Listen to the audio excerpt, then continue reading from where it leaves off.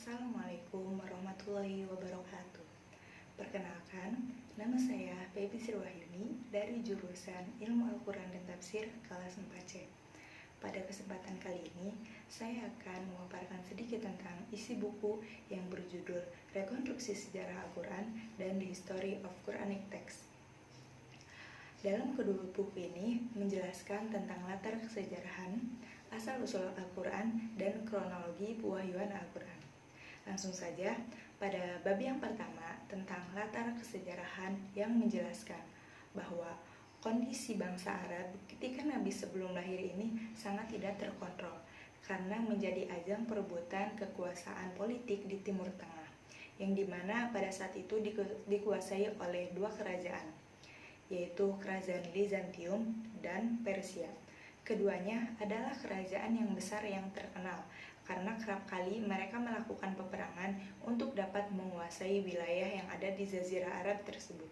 Kedua kerajaan itu dikenal sebagai musuh abadi. Keadaannya pada saat itu dikenal dengan zaman jahiliyah. Karena dilihat dari situasi sosial budayanya pada saat itu, mereka yang kerap kali melakukan judi, mabuk, dan memainkan perempuan. Selanjutnya, keadaan Arab setelah adanya agama Islam yang diawali ketika dilahirkannya Nabi Muhammad SAW. Sebelum Nabi Muhammad diangkat menjadi nabi, beliau juga seperti masyarakat yang pada umumnya, di mana beliau menggembala kambing, berdagang, dan lalu setelah beliau diangkat menjadi nabi, orang-orang pagan Arab ini mempertanyakan penunjukan nabi tersebut. Mereka bertanya, kenapa yang menjadi nabi itu tidak dari golongan Mekah yang di Taif? Pada saat Nabi menyebarkan dakwahnya kepada penduduk Mekah, mereka menolak dan memandang Islam sebagai suatu ancaman terhadap tradisi politik mereka. Risalah yang dibawa Nabi ini memiliki keterkaitan yang erat dengan lingkungan dunia perniagaan masyarakat perkotaan Arab, karena melalui dunia perdagangan inilah Islam disebarluaskan.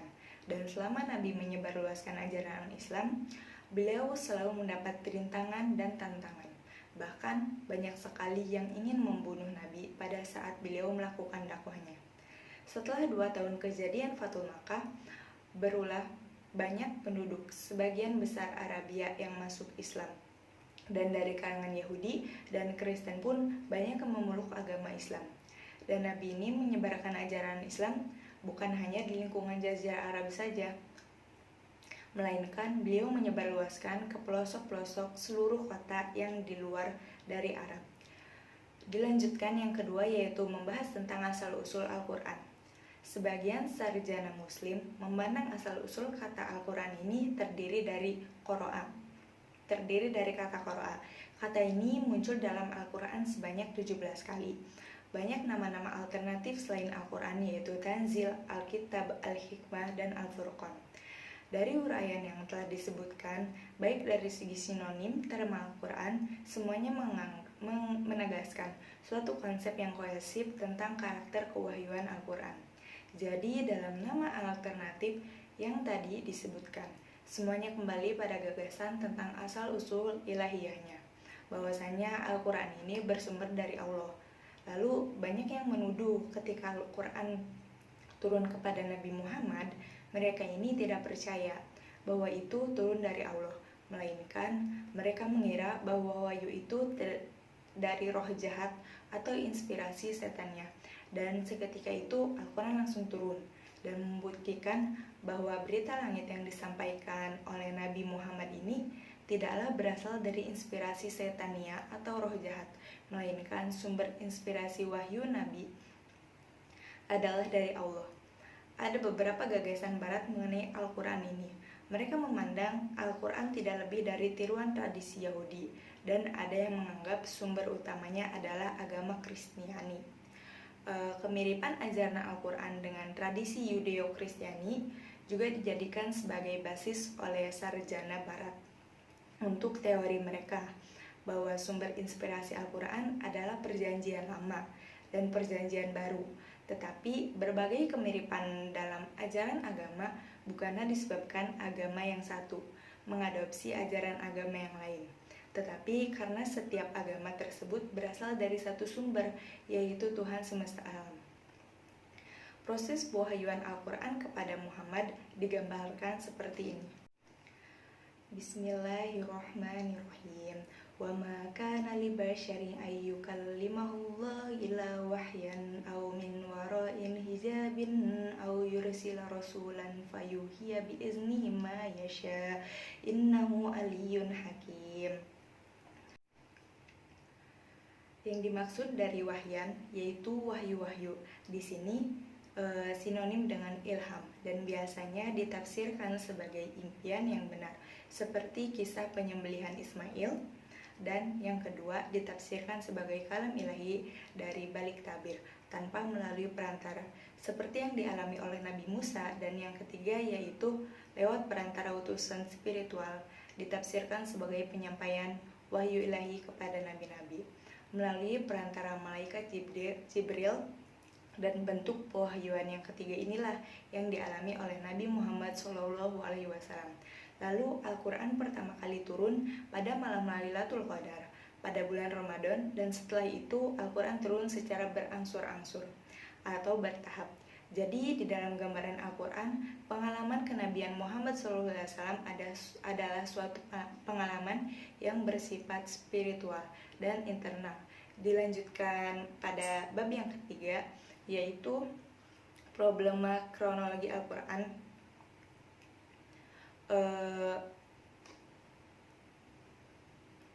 Telah dijelaskan bahwa unit-unit wahyu Al-Quran yang kemudian membentuk kitab suci kaum muslimin disampaikan secara berangsur-angsur kepada Nabi Muhammad selama kurang lebih 23 tahun. Namun ketika wahyu-wahyu tersebut dikodifikasi atau dikumpulkan tidak tercermin di dalamnya. Meskipun demikian, sejak abad-abad pertama Islam, para sarjana muslim telah menyadari agensi-agensi pengetahuan tentang penanggalan atau aransemen kronologi bagian-bagian Al-Quran. Pijakan utama penanggalan bagian-bagian Al-Quran adalah riwayat-riwayat sejarah dalam tafsir. Permasalahan di sini biasanya mengungkapkan bahwa bagian tertentu Al-Quran diwahyukan sehubungan dengan peristiwa tertentu. Riwayat semacam ini memang merupakan data historis yang amat membantu penanggalan Al-Quran. Akan tetapi jumlahnya sangat sedikit. Secara umum dapat dikemukakan bahwa rujukan-rujukan jenis ini yang berasal dari masa Mekah relatif sangat sedikit dan tidak banyak membantu penanggalan bagian-bagian Al-Quran, dan rujukan-rujukan historis yang berasal dari Madinah bisa diberi penanggalan lebih akurat berdasarkan sumber-sumber lain. Upaya penanggalan bagian-bagian Al-Quran juga menjadi semakin kompleks dengan adanya asumsi bahwa surat yang ada di dalam mushaf Al-Quran adalah wahyu original, yakni dengan pengecualian dengan sedikit ayat di dalam beberapa surat. Setiap surat Al-Quran diwahyukan sekaligus atau selama satu periode yang singkat sebelum surat berikut diturunkan. Seperti surat-surat ini kemudian diklasifikasikan sebagai surat Makkiyah dan surat Madaniyah, yaitu surat yang diwahyukan sebelum atau setelah hijrah sejak pertengahan abad ke-19. Dunia kesarjanaan Barat mulai menaruh perhatian terhadap upaya untuk merekonstruksi sejarah kronologis wahyu-wahyu Al-Quran. Titik awal perhatian Barat terhadap kajian kronologis Al-Quran dapat dikatakan bermula dengan karyanya Gustar. Dalam karya ini memang asumsi para sarjana muslim bahwa surat-surat Al-Quran merupakan unit-unit wahyu orisinal, dan karena itu dapat disusun dalam suatu tatanan kronologis berdasarkan bahan-bahan tradisional. Dari berbagai gagasan atau sudut pandang mengenai kronologi pengumpulan wahyu Al-Quran bagi sarjana muslim maupun sarjana barat, dijelaskan dalam buku ini bahwa sistem penanggalan yang berdasarkan diri pada asumsi surat sebagai unit wahyu orisinal terlihat tidak memadai serta tidak setia kepada karakter asasi bahan-bahan tradisional penanggalan Al-Quran.